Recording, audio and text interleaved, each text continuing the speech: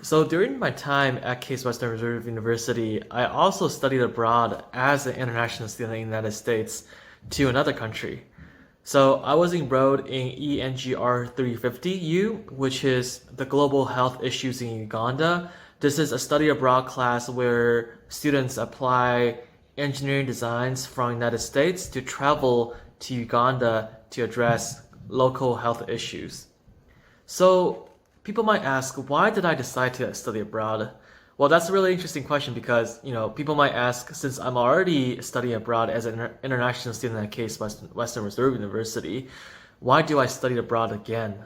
But in my opinion, I think the passion of wanting to gather, to gain different experiences across the globe should not wane by the number of countries I already traveled. So with this enthusiasm and the fact that I'm a biomedical engineering student, I feel like there's a need for me to gain more knowledge about the global diversity and apply my BME skills to helping the population across the world.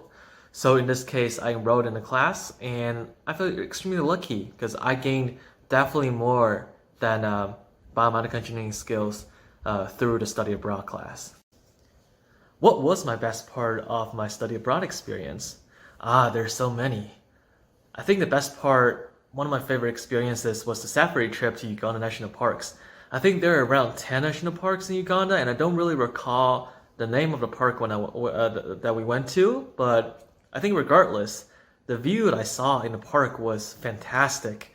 I was able to see the places, the scenes, and animals that I would have only seen in Discovery channels or, National Geographies.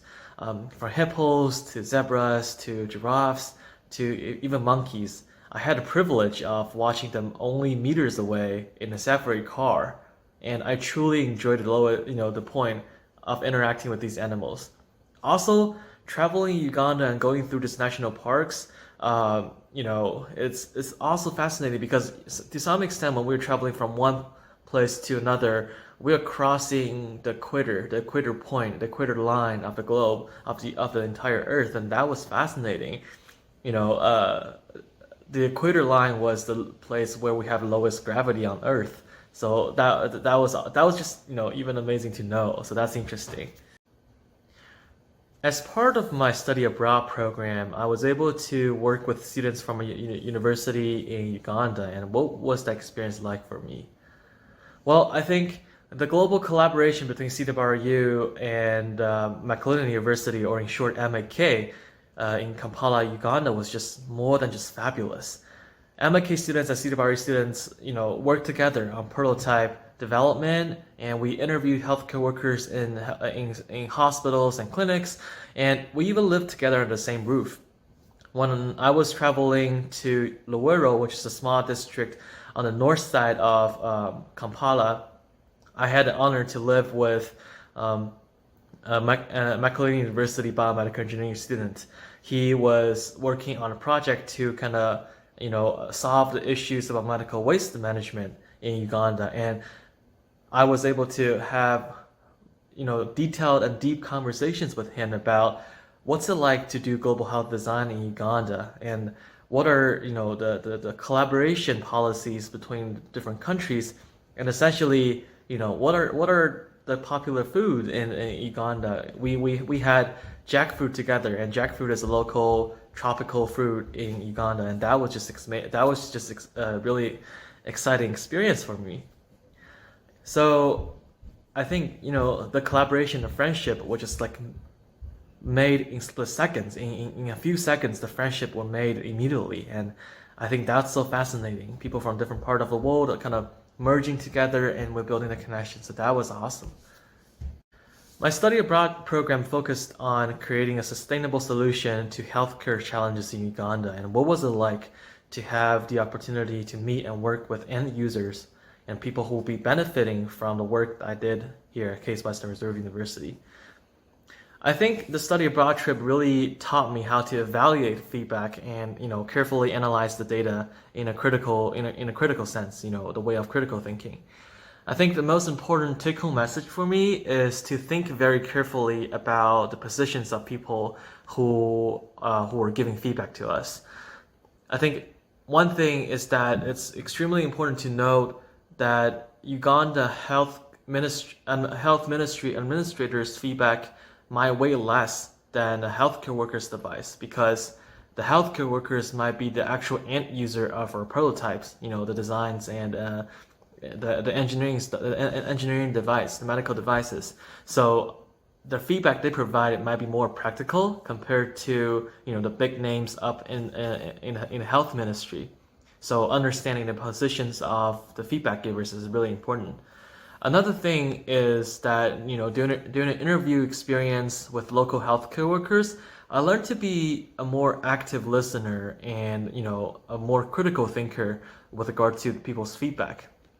While interviewing local healthcare workers for feedback, I realized that people tend to be very polite, and they treat us as guest travelers from a different country, and because of that, they're often shy of giving criticisms. They want to be very polite, and sometimes a comment of "good, I like this design" doesn't mean that a design is the best choice to solve the problem.